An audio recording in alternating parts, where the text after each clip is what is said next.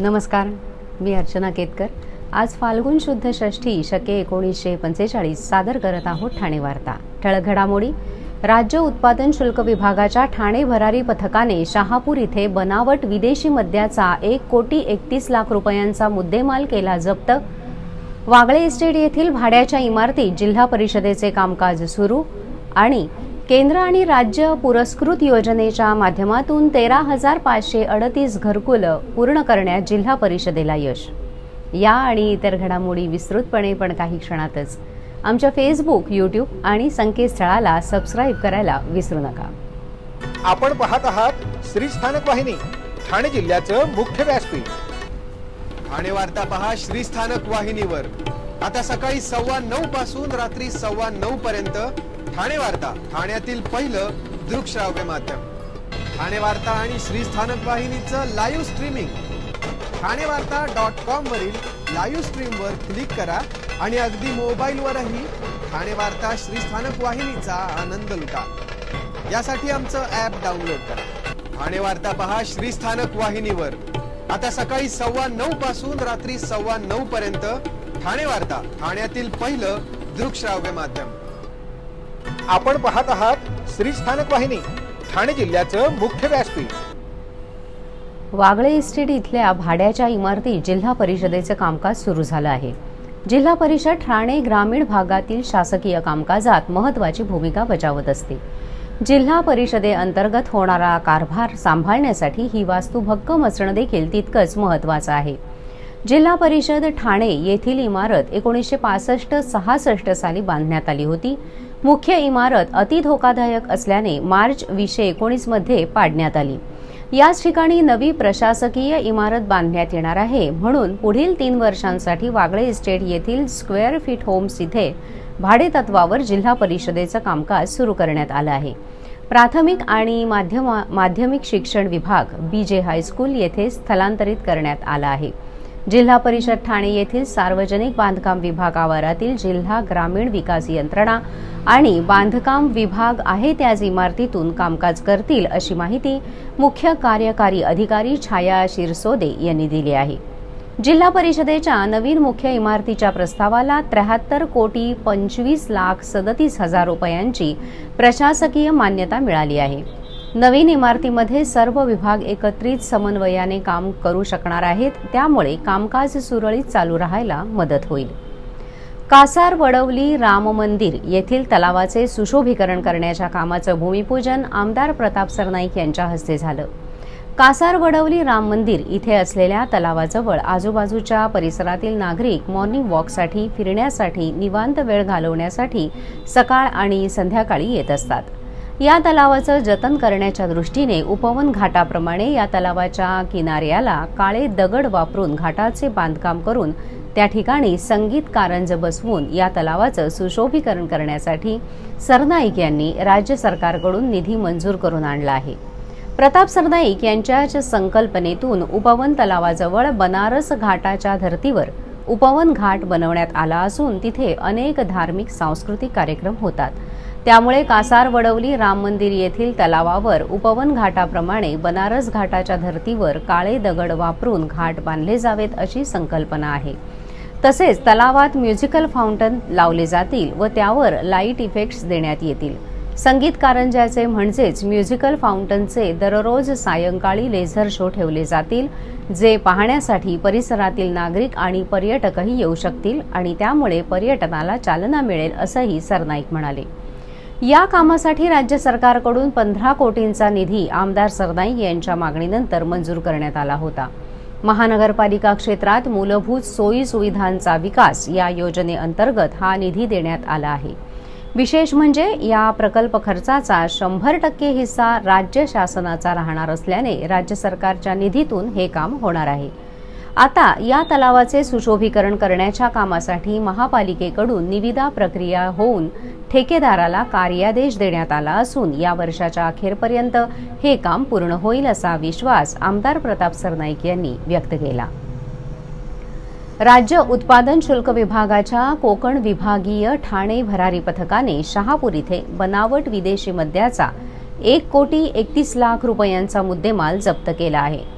राज्य उत्पादन शुल्क विभागाच्या कोकण विभागीय ठाणे भरारी पथकाने शहापूर इथे मिश्रा धाब्याच्या समोर बेकायदेशीररित्या पंजाब आणि अरुणाचल प्रदेश या राज्यात निर्मित आणि विक्रीस परवानगी असलेला आणि महाराष्ट्रात विक्रीला बंदी असलेला बनावट विदेशी मद्याचा 1,31,00,000 रुपयांचा मुद्देमाल जप्त केलाय।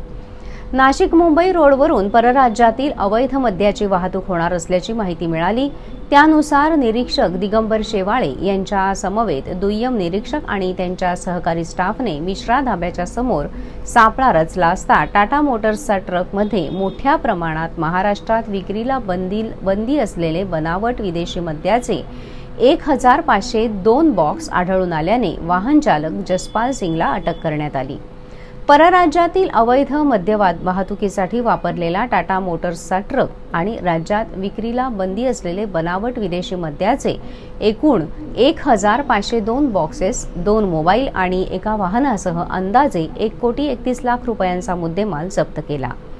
राज्य उत्पादन शुल्क विभागीय भरारी पथक कोकण विभाग ठाण्याचे निरीक्षक DT शेवाळे यांनी ही माहिती दिली। आगामी लोकसभा सार्वत्रिक निवडणूक 2024च्या निवडणुकीच्या पूर्वतयारीचे कामकाज हे विहित कालावधीत पूर्ण करण्याबाबतची कार्यवाही सुरू करण्यात आली आहे। लोकसभा निवडणुकीकरता निवडणूक आयोगाने राष्ट्रीयकृत बँका, कोऑपरेटिव्ह बँका आणि खासगी बँकांकडून रोख रक्कम रेमिटन्सद्वारे आणावायची असेल किंवा पाठवायची असेल, तसेच रोखीचे मोठे व्यवहार होत असतील तर त्याकरिता संबंधित बँकेला QR कोड देण्यात येणार आहे। त्याकरता प्रत्येक बँकेने त्यांच्या मुख्य शाखेतून एक नोडल ऑफिसरची नेमणूक करणं आवश्यक आहे। निवडणूक आयोगाने दिलेल्या निर्देशानुसार मुख्य बँकेतील नोडल ऑफिसरचे युजर ID जिल्हाधिकारी कार्यालयाकडून तयार करून दिले जाईल आणि त्या नोडल ऑफिसरने त्यांच्या बँकेच्या सर्व शाखा प्रबंधकाचे युजर ID तयार करणे आवश्यक आहे। जिल्ह्यातील सर्व बँकांकडून होणाऱ्या व्यवहारांची माहिती आयोगाकडे सादर करण्याबाबतची कार्यवाही करण्याकरता जिल्हा अग्रणी बँकेचे व्यवस्थापक नागेंद्र मंचाळ यांची जिल्हास्तरीय बँक समन्वयक म्हणून नियुक्ती करण्यात आली आहे। त्या अनुषंगाने सर्व बँकांनी त्यांच्याकडील समन्वय अधिकारी यांची नियुक्ती करून तसेच जिल्हाधिकारी कार्यालयाला तत्काळ कळवावे असे जिल्हाधिकारी तथा जिल्हा निवडणूक अधिकारी अशोक शिंगारे यांनी सूचित केले आहे। यापुढील घडामोडी एका छोट्याशा ब्रेकनंतर कुठेही जाऊ नका, पाहत रहा फक्त ठाणे वार्ता। ठाणेकर मालमत्ता करदात्यांसाठी करातील व्याज माफी अभय योजना। सदर योजनेस मुदतवाढ मिळाली असून ती दिनांक 15 जानेवारी 2024 पर्यंत वाढीव मुदत देण्यात आली आहे। यानंतर मात्र म्हणजेच दिनांक 16 जानेवारी ते 31 जानेवारी 2024 या कालावधीमध्ये मालमत्ता करावरील 50% व्याज माफ असणार आहे। तरी सदर व्याज माफीच्या अभय योजनेचा ठाणेकर करदात्यांनी लाभ घ्यावा। महानगरपालिकेच्या कोणत्याही संकलन केंद्रावर कर भरण्याची सोय आहे। ATM, डेबिट, क्रेडिट कार्डद्वारे कर भरण्याची सुविधा उपलब्ध करून देण्यात आली आहे। सोमवार ते शनिवार या दरम्यान सकाळी 10:30 ते सायंकाळी 5 वाजेपर्यंत संकलन केंद्राची वेळ असून करदात्यांच्या सोयीसाठी रविवारी संकलन केंद्र सकाळी 10:30 ते दुपारी 1:30 वाजेपर्यंत सुरू ठेवण्यात येत आहे। यासोबतच ठाणे महानगरपालिकेच्या propertytax.thanecity.gov.in या संकेतस्थळावर ऑनलाईन पद्धतीने मालमत्ता कर भरण्याची सुविधा उपलब्ध करून देण्यात आली आहे। तसेच गुगल पे, फोन पे, पेटीएम आणि भीम ॲपद्वारे आपला कर सुलभतेने जमा करू शकता। ठाणे महापालिका क्षेत्रातील सर्व करदात्यांना विनंती आहे की आपण या व्याज माफी अभय योजनेचा जरूर लाभ घ्या आणि आपला मालमत्ता कर लवकरात लवकर महापालिकेमध्ये जमा करून महापालिकेस सहकार्य करा। ब्रेक नंतर आपलं पुन्हा एकदा स्वागत। विद्या प्रसारक मंडळाचे TMC विधी महाविद्यालयामध्ये नवीन फौजदारी कायद्यावरील कार्यशाळा संपन्न झाली। 14 मार्च रोजी विद्या प्रसारक मंडळाचे TMC विधी महाविद्यालयामध्ये विधी सहाय्य केंद्राद्वारे 1 दिवसीय कार्यशाळा पार पडली। नवीन फौजदारी कायदा यावर चर्चा करण्यात आली। भारत सरकारने नवीन फौजदारी कायदे जसे भारतीय न्याय संहिता, भारतीय नागरिक सुरक्षा संहिता आणि भारतीय साक्ष अधिनियम हे नवीन कायदे 1 जुलैपासून लागू होणार आहेत। या निमित्ताने विधीच्या विद्यार्थ्यांना आणि सामान्य नागरिकांना या कायद्याविषयी माहिती व्हावी आणि जनजागृती व्हावी म्हणून ही कार्यशाळा आयोजित केली होती। यावेळी माजी डीसीपी नागेश लोहार, वरिष्ठ अधिवक्ता गजानन चव्हाण यांनी या कार्यशाळेमध्ये मार्गदर्शन केलं। मुंबई विद्यापीठाअंतर्गत अशी कार्यशाळा आयोजित करणारे हे पहिलेच महाविद्यालय आहे। यावेळी विद्यार्थी आणि प्रेक्षक मोठ्या संख्येने उपस्थित होते। यावेळी प्रभारी प्राचार्या डॉक्टर श्रीविद्या जयकुमार, विधी सहाय्य केंद्राचे प्रभारी प्राध्यापक विनोद वाघ तसेच हेतल मिशेरी, कृष्णा कामत, ग्रंथपाल शीतल सोनावणे यांनी ही कार्यशाळा यशस्वी करण्यासाठी योगदान दिलं। नवी मुंबईकरांना घणसोली ते ऐरोली हा नवीन मार्ग उपलब्ध होणार आहे। खासदार राजन विचारे यांच्या सततच्या पाठपुराव्याला यश आलं आहे। सिडकोने 2009 मध्ये घणसोलीपर्यंत रस्त्याचं काम मार्गी लावले। ऐरोली येथे जोडण्यासाठी पुढे कांदळवन असल्याने सिडकोने हा रस्ता अपूर्णच ठेवून पुढे हा रस्ता पूर्ण करण्यासाठी नवी मुंबई महापालिकेकडे हस्तांतरित केला। नवी मुंबई महापालिकेने या मार्गावर 2 किलोमीटरचा केबल ब्रिज पुलासाठी 800 कोटींचा प्रकल्प तयार केला होता। खासदार राजन विचारे यांच्या हे निदर्शनाला आल्यानंतर सिडकोचे व्यवस्थापकीय संचालक लोकेश चंद्रा यांची भेट घेऊन अपूर्ण अवस्थेत ठेवलेला या पुलासाठी सिडको 50% आणि महापालिकेकडून 50% निधी उपलब्ध केला। नवी मुंबई महापालिकेने या मार्गावर 1.1 किलोमीटरचा ब्रिज आणि 700 मीटरचा इंटरचेंज करून कटाई मार्गाला जोडण्याच्या प्रकल्पाला 493 कोटींची मंजुरी मिळवली। शेवटची उच्च न्यायालयाची परवानगीही काल मिळाली। या कामाची निविदा प्रक्रिया सुद्धा पूर्ण झाली आहे। उद्यापासून या कामाच्या भूमिपूजनानंतर या कामाला सुरुवात होणार आहे। या मार्गामुळे जड अवजड वाहनांमुळे शहरात होणाऱ्या वाहतूक कोंडीतून नवी मुंबईकरांना सुटका मिळून हा मार्ग अतिशय उपयुक्त ठरणार आहे। सदर प्रकल्पाचं काम 3 वर्षात पूर्ण होणार आहे। बायोमेट्रिक सर्वेक्षणाकरता तोंडाला काळे फासून केडीएमसीवर निषेध मोर्चा काढला। डोंबिवली दत्तनगर आयरे परिसरात क्लस्टर योजना राबवली जाणार आहे। या योजनेकरता बायोमेट्रिक सर्वेक्षण केले जात आहे। काही भूमाफियांमुळे हे सर्वेक्षण बंद पाडले जात आहे। यामुळे गरिबांना क्लस्टर योजनेतून हक्काचे घर मिळणार की नाही असा संतप्त सवाल उपस्थित करत नागरिकांनी स्वतःच्या तोंडाला काळं फासून कल्याण डोंबिवली महापालिका मुख्यालयावर निषेध मोर्चा काढला। महापालिका प्रशासनाच्या विरोधात जोरदार घोषणाबाजी केली। भारतीय कम्युनिस्ट पक्ष रेड स्टार यांच्या नेतृत्वाखाली काढण्यात आलेल्या मोर्चात राज्याचे समन्वयक सचिव अरुण वेळास्कर आणि पदाधिकारी सुनील नायक हे नागरिकांसह तोंडाला काळे फासत सहभागी झाले होते। धोकादायक इमारतीतील नागरिक जीव मुठीत धरून राहत आहेत। त्यांच्या पुनर्वसनाची अनेक वर्षांपासून मागणी होते आहे। महापालिकेने 41 ठिकाणी क्लस्टर योजना राबवण्याचं ठरवलं आहे। त्यापैकी सगळ्यात प्रथम कल्याणमधील कोळसेवाडी आणि डोंबिवलीतील दत्तनगर आयरे परिसरात ही योजना प्रथम राबवली जाणार आहे। त्याकरता बायोमेट्रिक सर्वेक्षण करण्यासाठी 100 कोटींची निविदा मंजूर करून हे काम एका एजन्सीला दिलं आहे। या एजन्सीकडून काम सुरू करण्यात आलं। डोंबिवलीतील दत्तनगर आयरे परिसरात बायोमेट्रिक सर्वेक्षणाचं काम भूमाफियांकडून बंद पाडले जाते।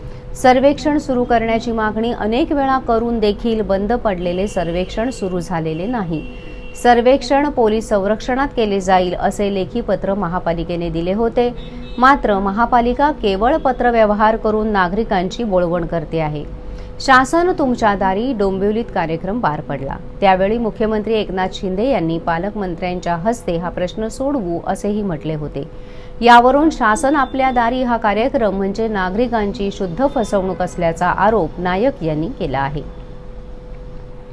केंद्र आणि राज्य पुरस्कृत योजनेच्या माध्यमातून 13,538 घरकुलं पूर्ण करण्यात यश मिळालं आहे। पंतप्रधान आवास, रमाई, शबरी, आदिम, मोदी घरकुल योजनाच्या माध्यमातून आदिवासी, अनुसूचित जाती जमातीतील गोरगरीब, इतर मागासवर्गीय प्रवर्गातील आर्थिक दुर्बल घटकांना पक्क्या घरासाठी अर्थसहाय्य दिले जाते। ठाणे ग्रामीण भागातील 13,538 गोरगरीब कुटुंबियांना त्यांच्या स्वप्नाचं घर मिळालं।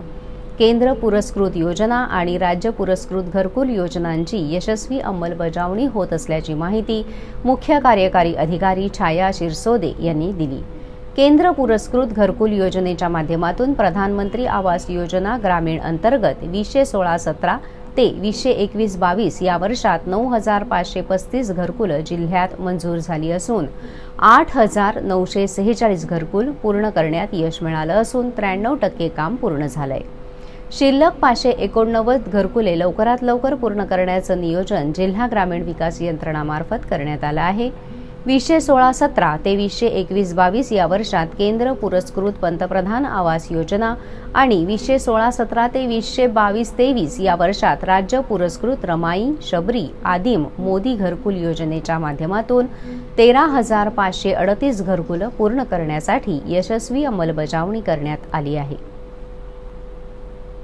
आपण पाहत आहात श्री स्थानक वाहिनी, ठाणे जिल्ह्याचं मुख्य व्यासपीठ. ठाणे वार्ता पहा श्री स्थानक वाहिनीवर. आता सकाळी 9:15 पासून रात्री 9:15 पर्यंत ठाणे वार्ता, ठाण्यातील पहिलं दृकश्राव्य माध्यम. ठाणे वार्ता आणि श्री स्थानक वाहिनीचं लाईव्ह स्ट्रीमिंग ठाणेवार्ता.com वरील लाईव्ह स्ट्रीमवर क्लिक करा आणि अगदी मोबाईलवरही ठाणे वार्ता श्री स्थानक वाहिनीचा आनंद लुटा. यासाठी आमचं ॲप डाउनलोड करा. ठाणे वार्ता पहा श्री स्थानक वाहिनीवर.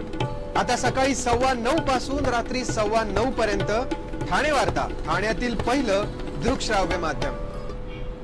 आपण पाहत आहात श्री स्थानक वाहिनी, ठाणे जिल्ह्याचं मुख्य व्यासपीठ. आपण आपले कार्यक्रम अथवा बातम्या आम्हाला ठाणेवार्ता@gmail.com या आमच्या ईमेलवर कळवू शकता. ठळक घडामोडी शेवटी पुन्हा एकदा.